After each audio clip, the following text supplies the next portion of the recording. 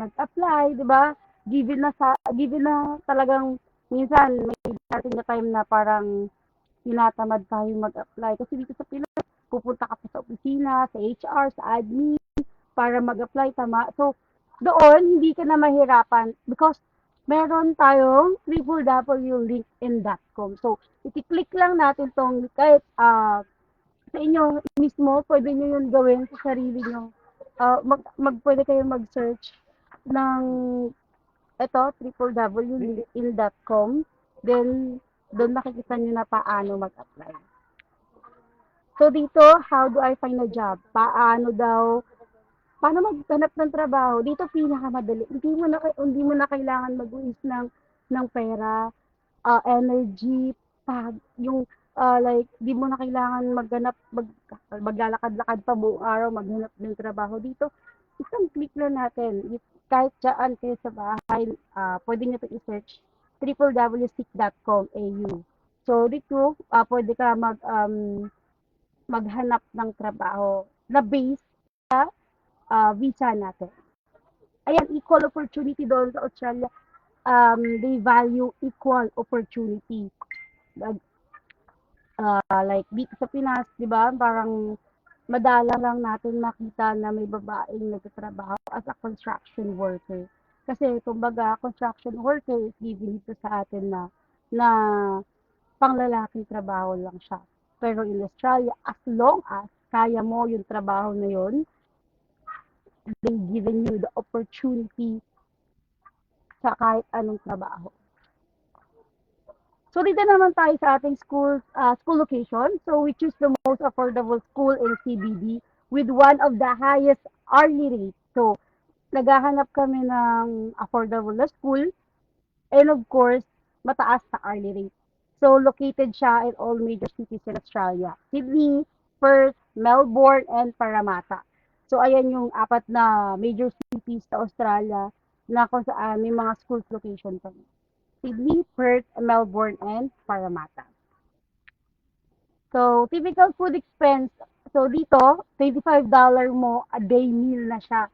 So, kung mahilig ka sa pizza, pwede ka mag-order dito sa www.pizzahut.com. Pag gusto mo pa-Uber Eats, grocery.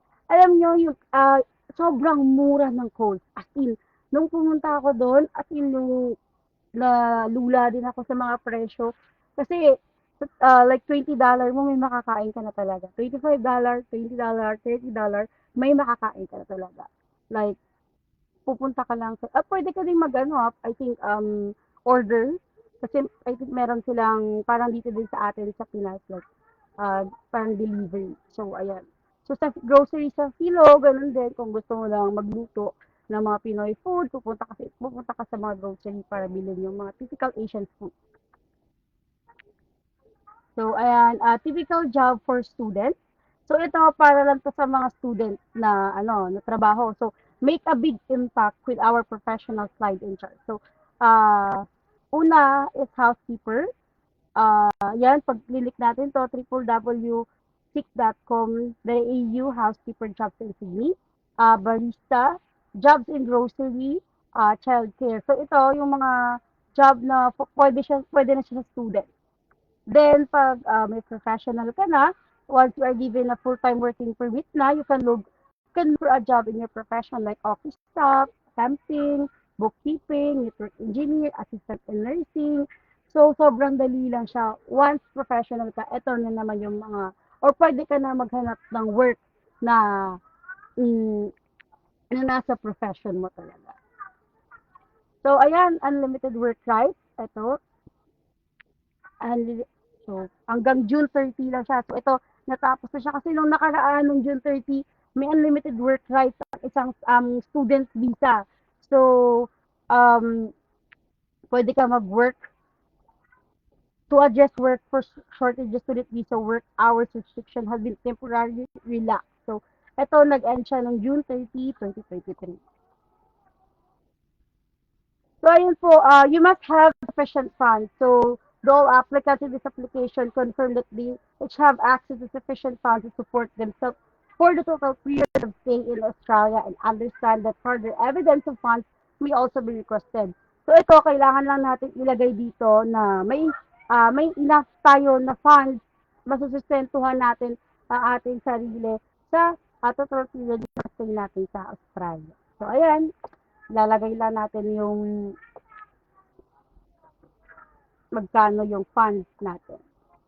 So, ayan yung mga typical reason of rejection. So, ito yung mga reason kung bakit nare-reject tayo. Kung meron kang blood disorder, cancer, heart disease, hepatitis B or C, or liver disease, HIV infection, including AIDS, kidney disease, including dialysis, mental illness, pregnancy, respiratory disease that has required the hospital admission or oxygen therapy, or others. So, kung may mga malulubhang sakit ka, or transferable na sakit ka, pwede po tayong ma-reject.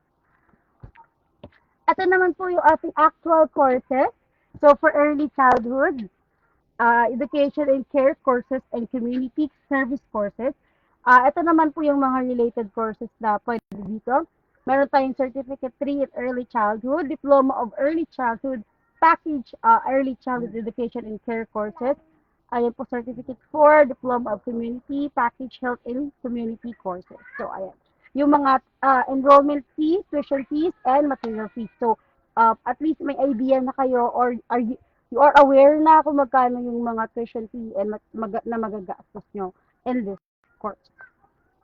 For management courses, we have Diploma of Leadership, Advanced Diploma, and Graduate Diploma. So, ayan yung mga onshore tsaka offshore na enrollment, tuition, and material fee.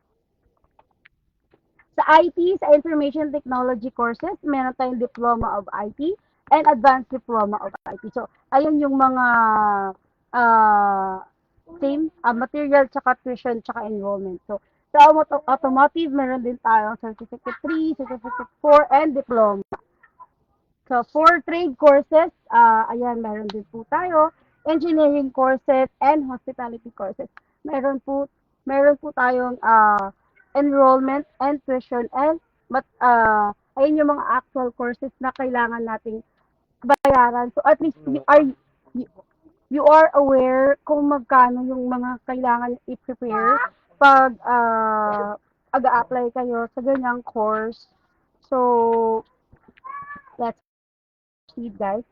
Uh, for, ito naman yung course start date natin. So, by, I think if this year is end na yung mga intake. So, we are preparing for the next year intake. For 2024 intake, we have January 29, ito yung pinaka-earliest intake na meron tayo, which is January 29.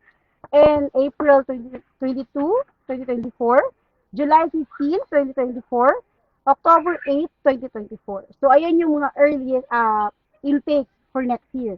So, yung pinaka-earliest is January. So, ito yung summary of fees natin. So, estimated lang to, guys, ha. So, you can add 10% buffer per para hindi tayo kulangin. And much better na masobra kasi sa kulangan. So, ito yung mga school tuition fee, estimated na siya. So, sa dollar, it's $4,230. Yung enrollment fee is $300. School material fee is $500. Visa application fee is $640. Medical fee is $350. Ang OSHC or 1 year single applicant na po ito yung ating insurance is $1,200. Ang biometric is $25. So, total of $7,245.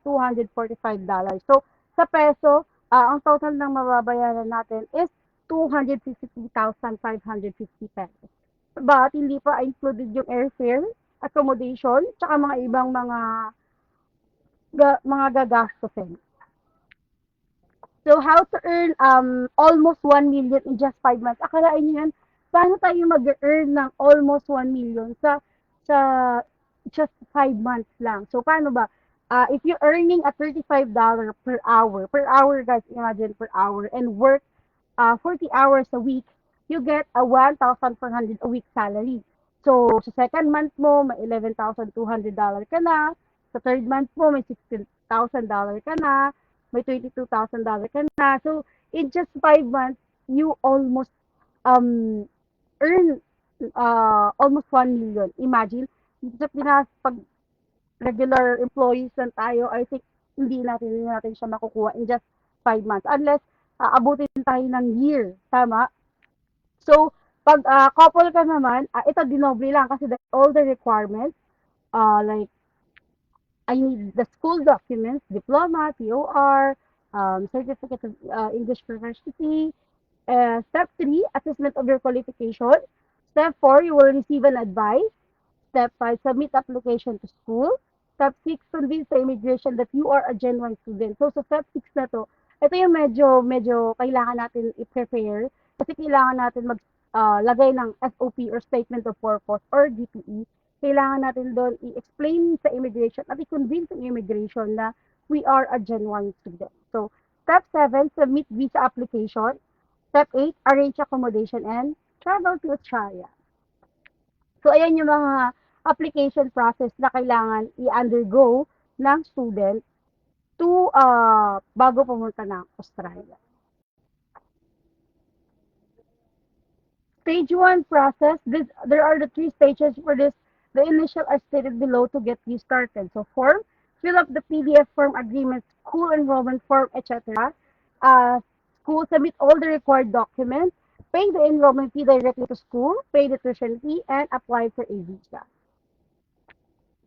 So, thank you. Maraming salamat po sa nanonood na ating Facebook Live.